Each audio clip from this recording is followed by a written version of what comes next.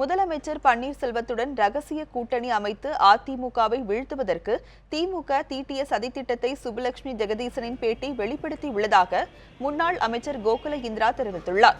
அதிமுக பொதுச் செயலாளர் வி.கே. சசிகலா ஆளுநர் வித்யாசாகர் ராவை சந்தித்து ஆட்சி அமைக்க உரிமை கோரினார்.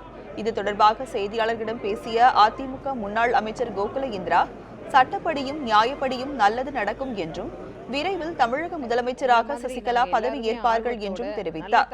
மேலும் அதிமுகவை வீழ்த்த திமுகவினரும் முதலமைச்சர் ஓ பன்னீர்செல்வமும் தீட்டிய கூட்டு சதியை திமுகவின் சுப்புலட்சுமி ஜெகதீசன் அம்பலப்படுத்தி விட்டதாகவும் விமர்சித்தார். அவங்க துணை பொதுச் செயலாளர் சுப்புலட்சுமி ஜெகதீசன் அவங்க சட்டமன்ற உறுப்பினராக இருந்திருக்காங்க, பாராளுமன்ற உறுப்பினராக இருந்திருக்காங்க, மத்தியில் இணை அமைச்சராக இருந்திருக்காங்க. அந்த கட்சியில் ரொம்ப நீண்ட நாள் இப்போ இருந்தவங்க.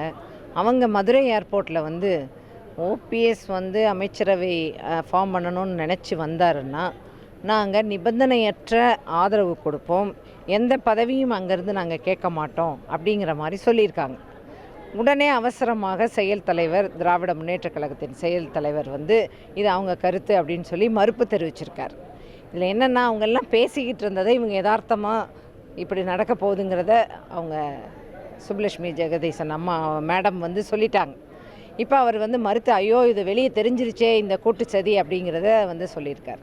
ஆனால் தர்மம் வெல்ல போகின்றது. நிச்சயமாக மாண்புமிகு அம்மா அவர்களுடைய வழியிலே மாண்புமிகு அம்மா அவர்கள் நினைத்த காரியங்கள் அனைத்தையும் நடத்தக்கூடிய ஒரு சக்தியாக மாண்புமிகு சின்னம்மா அவர்கள் நிச்சயமாக முதலமைச்சராக வருவார்கள் என்பதுதான் கருத்து.